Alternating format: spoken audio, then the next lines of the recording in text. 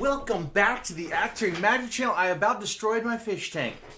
Howdy y'all, welcome back. Today we are talking about Modern, a little bit off the beaten path. And this is a deck tech for a friend of mine, Joe. Here's to you, buddy. We're doing a deck tech today on Enchantress. If you have seen it, it's a really cool deck. It's taken down some Modern Leagues, 5-0 here. And this was done by an Ikero.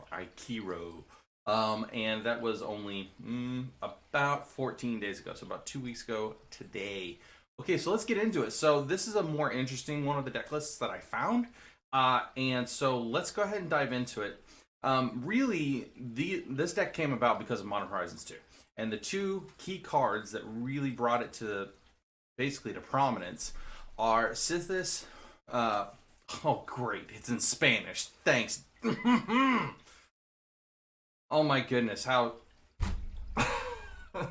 Alright, Sythis. Alright, so Sythis will draw you a card and gain you a life. You'll have to trust me on this one. It's still Sythis. Type MTG Sythis and you'll find her. Why MTG Goldfish is this card in Spanish? I love you Spanish people, but I can't read that. Alright, but it does draw you a card and gain you some life, which is really, really useful in this deck, and it also presents a body. This is a legendary enchantment creature as well. Okay, the next one was Sanctum Weaver. Sanctum Weaver is a 2-drop, a mana dork, but it's more than a mana dork. So it's a green and a generic 0/2 dryad, and it taps for 1 mana of any one color, where X is the number of enchantments you control, which is fantastic with what we're doing. Yes, kitty, I got kitten down there. So this also really helped bring the deck into prominence. So you're drawing a bunch of cards, and you're producing a ton of mana. That's mostly what the deck does. Now, we also have some interaction with, counter interaction, because Force Negation is a thing. Spell Pierce is a thing. Different cards in the format can really wreck us, especially counter spells. Counter spells are kind of some of the few ways that are more prevalent in the format that can actually interact. And it says, Destiny Spinner is a 1 green, 1 generic 2/3 creature, and enchantment spells you control can't be countered. Pretty great. Destiny Spinner herself can be countered because her ability is not in play yet, but she also will turn target land into an XX elemental creature with trample, where X is the number of enchantments you control. It's still a land. It costs 4. It's pretty good. On the off chance that you have a Destiny Spinner off the top and you've got like 6 or 7 lands, you can still go activate and go swing. So she's cool. Now, there is a couple other creatures. These are kind of the spicier pieces. I've seen decks include them and decks exclude these pieces here.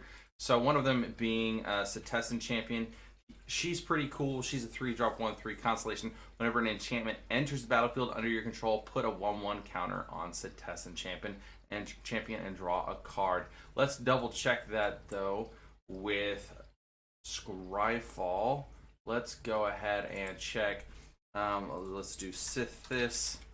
So there is an important note. It says whenever you cast an enchantment spell, you gain 1 life and draw a card, which is interesting to note. The enchantment doesn't have to resolve for you to be able to get the draw, which is important.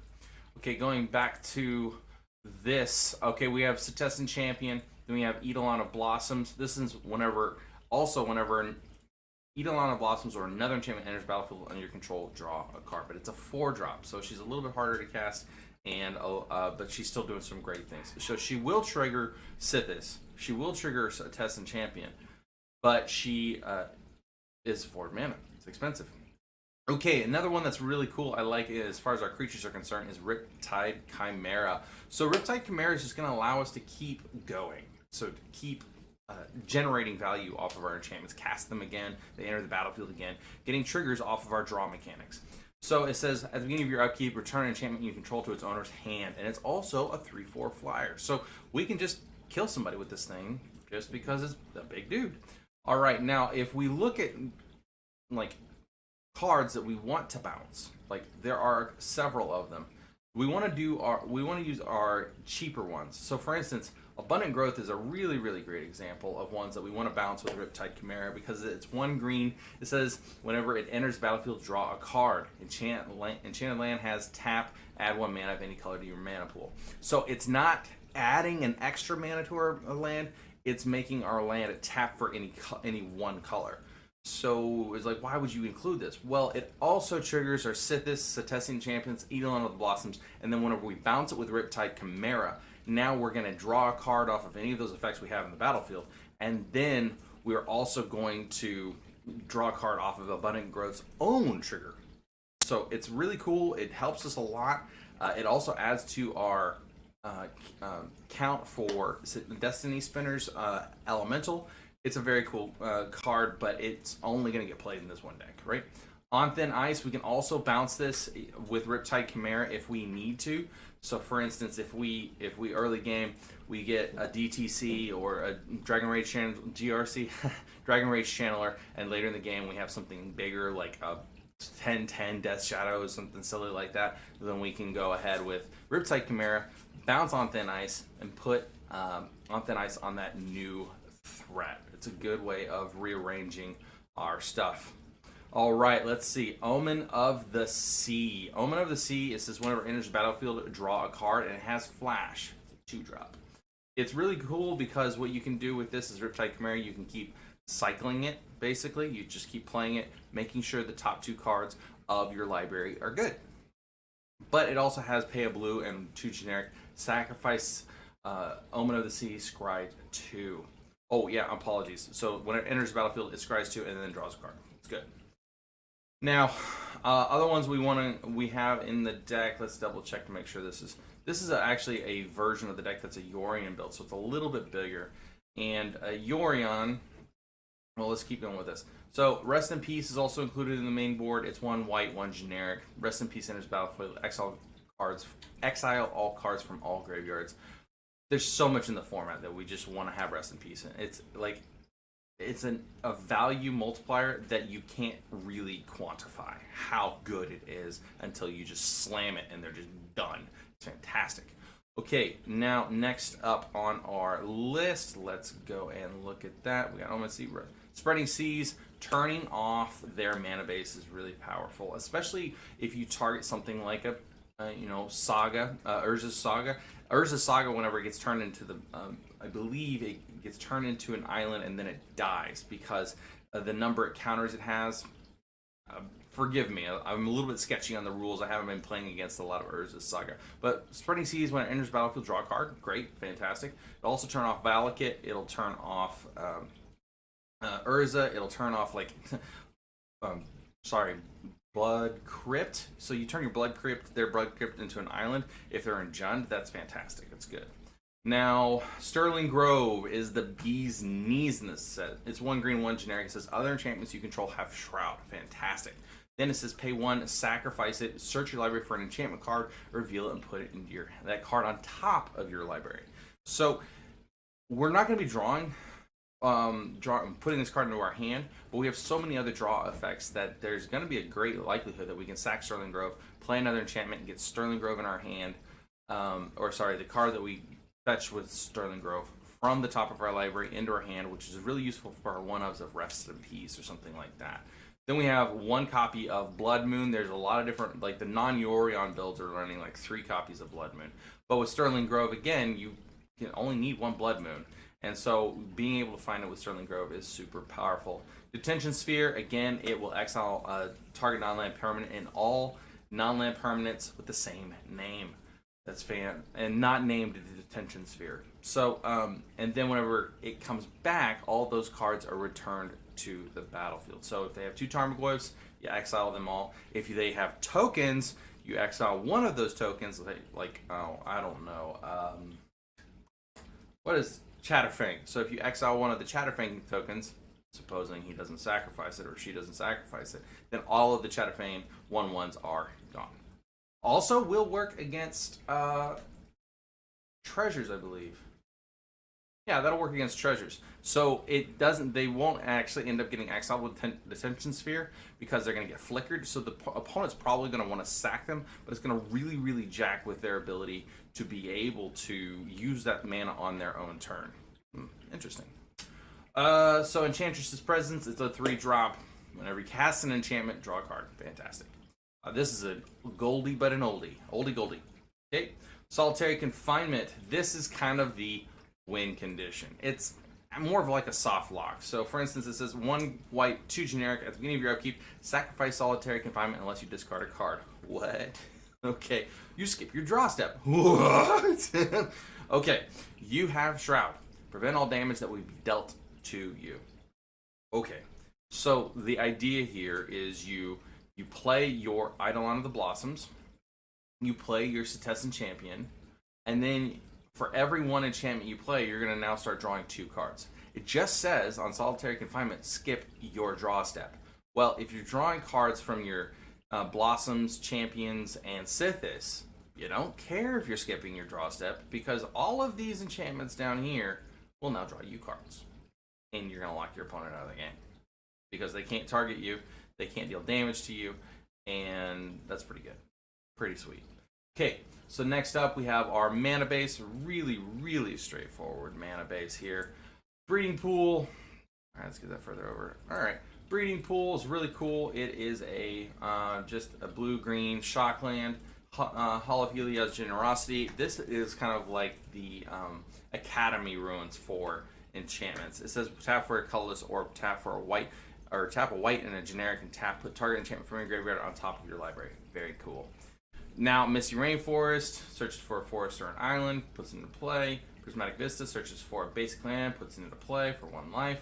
Snow-covered forests, snow-covered islands, and snow-covered plains. Now, these are all for On Thin Ice, as you recall. On Thin Ice says, whenever On Thin Ice enters the battlefield, exile target creature an opponent controls until On Thin Ice leaves the battlefield. But it has to target enchant snowland you control.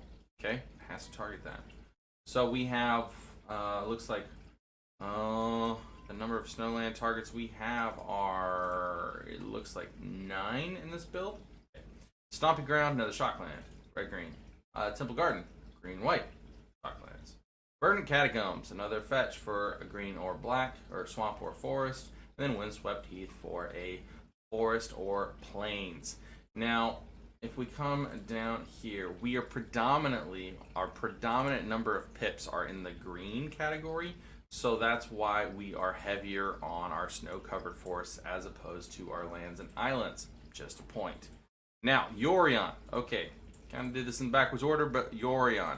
So if you're playing the version with Orion, since we have the 80-card version here, Yurion says, it's a companion. It says, it's a 5-drop, 4/5 flying. It says whenever your starting deck contains at least 20 cards more than the minimum deck size. So if you're in Commander, well, anyway, we're not gonna talk Commander. If you're in Modern, you have to have an 80-card deck. If you're in Draft, in order for Yurion to be a companion, you need to be in a 60-card deck, which is kind of silly. Just put it in the main board. Okay, but it says, if this card is chosen champion, you may cast it from outside the game. This has been errated to say you pay 3 generic, and it goes into your hand first.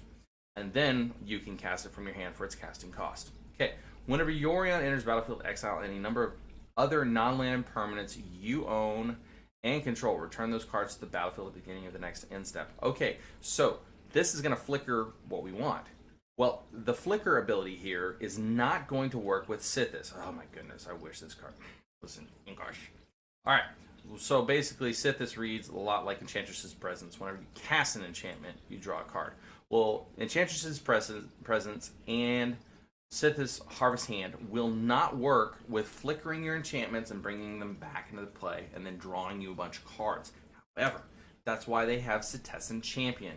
So Setessan Champion, it says whenever enchantment enters the battlefield, draw a card. Whenever Eidolon of Blossoms, whenever an enchantment enters a battlefield under your control, draw a card. So that's what the idea here is. With Yurion, you're going to flicker all of your enchantments, bring them all back to play, basically draw like 15 cards off of one Yurion trigger. Awesome. It's a lot of fun.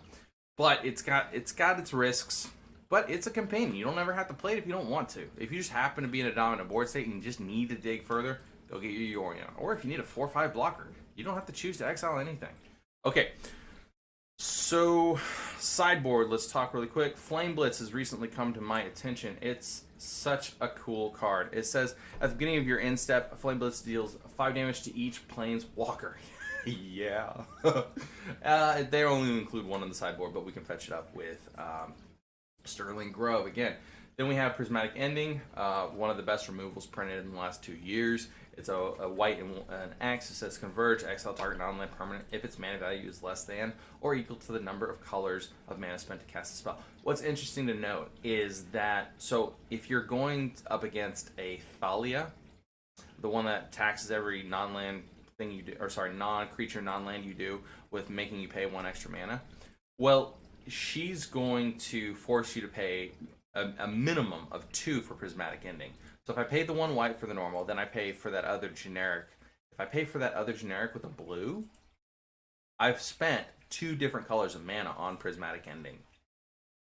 So I can still exile something with converted mana cost of 2 or less.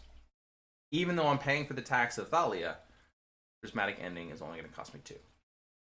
It's kind of a weird kind of go around because it says where its mana value is less than or equal to the number of colors of mana spent to cast a spell. You spent 2 colors.